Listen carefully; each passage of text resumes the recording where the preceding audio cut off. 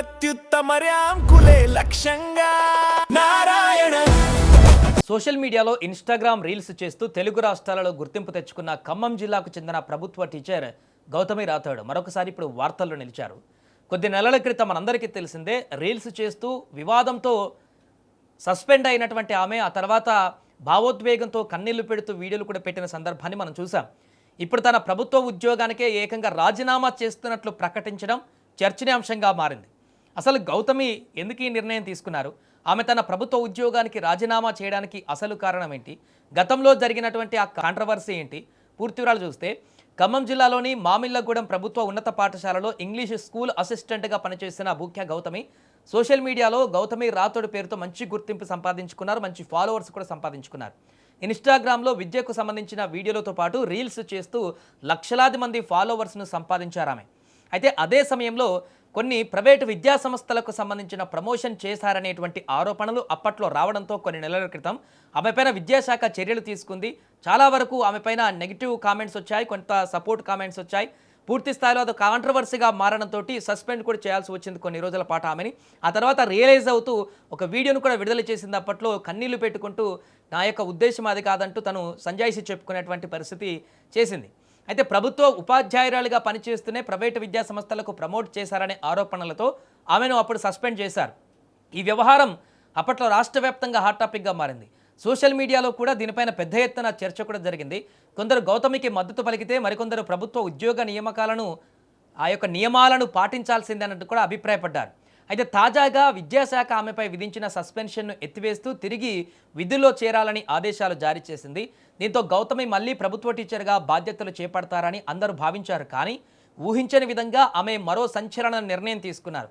Suspension ఎత్తివేసిన తర్వాత rejoining కోసం వెళ్ళిన సమయంలో జిల్లా విద్యాశాఖ అధికారి అంటే డిఈఓ తనను తీవ్రంగా అవమానించారని గౌతమి ఆరోపించారు. అంతేకాదు తనను మానసికంగా వేధింపులకు గురి చేశారని కూడా ఆమె పేర్కొన్నారు.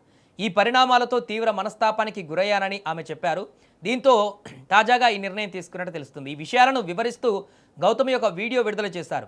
ఆ వీడియోలో ఆమె భావోద్వేగానికి లోనై కన్నీటి పర్యాంతమయ్యారు. మరొకసారి అధికారుల తీరును తాను భరించలేకపోతున్నానని, ఇక అలాంటి పరిస్థితుల్లో ప్రభుత్వ ఉద్యోగం కొనసాగించడం తన వల్ల కాదని చెప్పారు.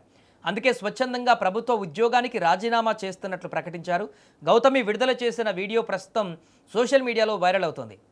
ఆమె నిర్ణయం పైన నెటిజన్లు భిన్నంగా స్పందిస్తున్నారు. కొందరు ఆమెకు మద్దతుగా నిలుస్తూ ఆమె చేసిన ఆరోపణలపైన సమగ్ర విచారణ జరగాలని కోరుతున్నారు. మరికొందరు మాత్రం ప్రభుత్వ ఉద్యోగానికి రాజీనామా చేయడం కంటే చట్టపరంగా పోరాడి ఉండవలసిందని అభిప్రాయపడుతున్నారు.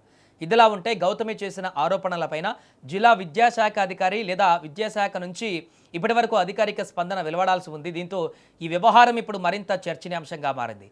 రీల్స్ వివాదంతో మొదలైన ఈ కథ ఇప్పుడు రాజీనామాతో మరొక కీలక మలుపు తిరిగింది. ఇది నా రిజిగ్నేషన్ లెటర్. రిజైన్ చేసేసాను జాబ్కి. సో నా రిజిగ్నేషన్కి సంబంధించినటువంటి రీజన్స్ ఏవైతే ఉన్నాయో ప్రతిదీ కూడా నేను షేర్ చేసుకోవాలనుకుంటున్నాను. ఎందుకంటే ప్రతిదీ మీతో నేను షేర్ చేసుకుంటాను. ఆ విషయం మీకు బాగా తెలుసు. చాలా కష్టపడ్డాను ఉద్యోగం కోసం. ఒక పేదరికంలో పుట్టిన బిడ్డగా, ఒక గిరిజన బిడ్డగా చాలా కష్టపడ్డాను. నా భర్త సపోర్ట్ తోటి ఈ జాబ్ సంపాదించాను. పేద పిల్లలకి సహాయం చేయాలని కష్టపడి ఉద్యోగం సంపాదించా. నేను కష్టపడి టీచర్ని. ఎప్పుడు కూడా క్లాస్ రూమ్లో నేను అసలు ఎప్పుడు కూడా ఫోన్ యూజ్ చేయలేదు, మిస్యూజ్ చేయలేదు. నా ఆనందం కోసం ఇంట్లో చేసుకున్నాను రీల్స్. కానీ నా మీద ఈ సమాజం ఎన్ని ట్రోలింగ్స్ వేసిందో. కనీసం అధికారులను కలవడానికి నేను ఎన్నిసార్లు వెళ్ళానో చెప్పులు అరిగిపోయేలాగా. ఒక్కసారి కూడా నాకు డిఓ మేడం గారు అవకాశం ఇవ్వలే అపాయింట్మెంట్ కలవడానికి. రోజంతా వెయిట్ చేయించారు, నాకు అవకాశం ఇవ్వలేదు. ఎందుకంటే తప్పు చేశాను కాబట్టిగా, నేను శిక్ష అనుభవించాలి కాబట్టి 6 నెలలు వాళ్ళు శిక్షించినట్టుగా నేను శిక్ష తీసుకున్నా. ఎందుకంటే తెలుసో తెలియక చేశాను తప్పులు అందరూ చేస్తారండి, ఎవరు చేయట్లేదండి. ఒక గిరిజన బిడ్డని, నాకు అవగాహన లేదు, నేను చేసా తప్పు. ఒప్పుకున్నా కూడా బయటకు వచ్చి చెప్పిన నేను. అయినా కూడా పెద్ద పెద్ద తప్పులు చేసిన వాళ్ళందరినీ కూడా తొందరగా జాబ్లో తీసుకున్నారు. నన్ను 6 నెలలు ఉంచారండి. నా బిడ్డలకి దూరం చేశారు. స్కూల్ పిల్లలు ఫోన్లు చేసి ఏడ్చారు తెలుసా.